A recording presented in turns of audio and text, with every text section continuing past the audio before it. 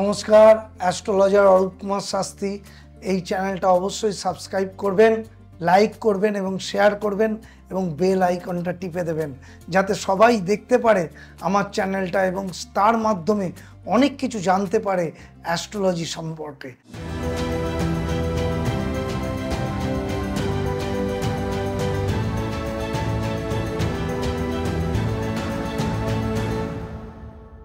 আজকে যে বিষয়টা আলোচনা করব ধর্ম নিয়ে। মানুষের জীবনে ধর্মের প্রভাব কিন্তু সবচেয়ে বেশি থাকে, কারণ ধর্মকে যদি বিশ্বাস না করে তাহলে কিন্তু অ্যাস্ট্রোলজি মেনে কোনো লাভ হয় না।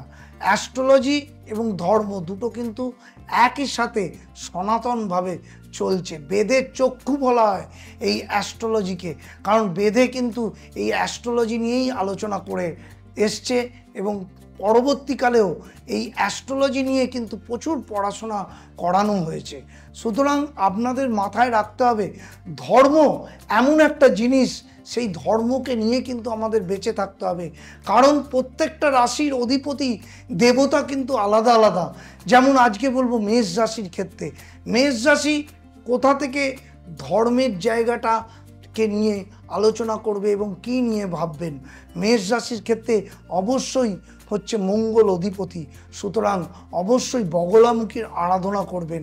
এই আরাধনার মাধ্যমে আপনাদের জীবনে কিন্তু উন্নতি আসবে। এইটাই হচ্ছে রাশির মাধ্যমে ধর্ম।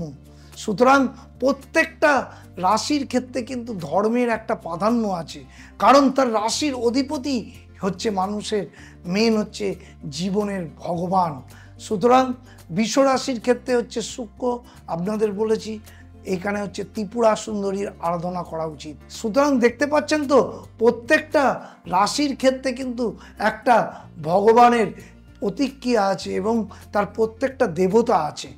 মিথুন রাশির ক্ষেত্রে কিন্তু বুধ, সুতরাং অবশ্যই ত্রিপুরা সুন্দরীর আরাধনা করা উচিত বুধের জাতক জাতিকাদের।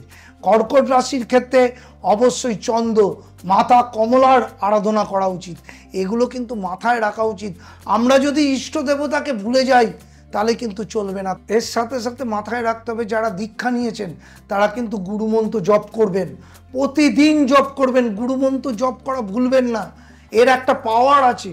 গুরুমন্ত্র সবসময় জপ করে জীবনে কাজে বেরোলে তার সাফল্য পাওয়া যায়।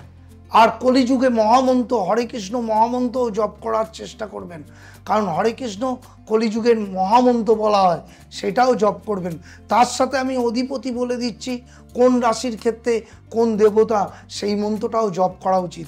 ধর্মকে নিয়ে চলুন, না হলে কিন্তু আপনারা বাঁচতে পারবেন না। এখনকার দিনে ধর্ম আস্তে আস্তে ভুলে যাচ্ছে মানুষ, কিন্তু ধর্মকে যারা আগলে ধরে চলবে, যারা অ্যাস্ট্রোলজিকে আগলে ধরে চলবে, তারাই কিন্তু সাফল্য পাবে। সিংহ রাশির ক্ষেত্রে কিন্তু মেন দেবতা হচ্ছে সূর্য, সুতরাং সূর্যের আরাধনা করবেন। ওম সিং সূর্যায় নমঃ এই মন্ত্রটা 108 বার পাঠ করবেন। এগুলো মাথায় রেখে চলুন। তার সাথে বলবো কারোর সাথে খারাপ ব্যবহার করবেন না, কখনো মাথা গরম করে কাউকে কিছু বাজে কথা বা গালাগালি দিয়ে কথা বলবেন না। এগুলো কিন্তু মাথায় রেখে চলুন, কারণ এই খারাপ ব্যবহারের ফল কিন্তু আপনাকে পেতে হবে। মানুষের সাথে সবসময় ভালো ব্যবহার করবেন, কিন্তু আমি দেখছি সবাই এখন উত্তেজনা বা রাগ বশত মানুষের সাথে দুর্ব্যবহার করছে। এগুলোকে বন্ধ করতে হবে, তবেই কিন্তু কর্মফল ভালো হলে তবেই কিন্তু আপনাদের উন্নতি হবে। এগুলোকে মাথায় রেখে চলুন, অ্যাস্ট্রোলজিটাকে মানুন আর ধর্মটাকে নিয়ে চলুন। দেখবেন আপনার যত কষ্টই হোক জীবনে একদিন না একদিন সাফল্য আসবেই আসবে।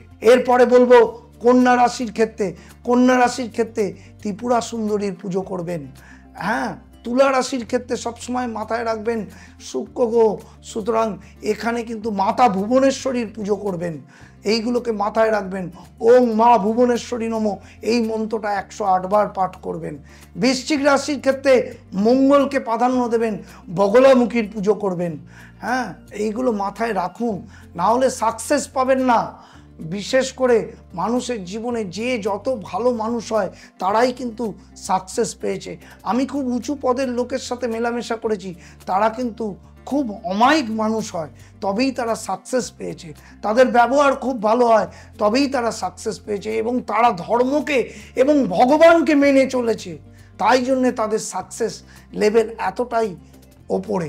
ধীরুভাই আম্বানি থেকে অমিতাভ বচ্চন সবাই কিন্তু ভগবানের নাম এবং ভগবানের কাছে কিন্তু পড়ে থাকে, তবেই তাদের এত উন্নতি, তবেই তারা সাকসেস পেয়েছে। তারা মুখে বাজে কথা বলে না, কোনো সময় রাগ করে কাউকে মানুষকে ছোট করে উল্টোপাল্টা কথা বলে তাদের ডাউন করে না, তাই তারা সাকসেস পেয়েছে। এগুলো মাথায় রেখে চলুন, সাকসেস আপনাদের কিন্তু আসবেই আসবে। এবার বলবো ধনু রাশির ক্ষেত্রে বৃহস্পতি, মা তারার পুজো করুন। মা তারা আপনার জীবনে প্রচুর সাফল্য আসবে। ওম মা তারা নমঃ এই মন্ত্রটা জপ করুন। শনি জাতক হচ্ছে মকর, শনির পুজো করুন, শনির মন্ত্র জপ করুন। কুম্ভ রাশির ক্ষেত্রেও শনি অধিপতি, শনির পুজো করুন, শনির নাম জপ করুন।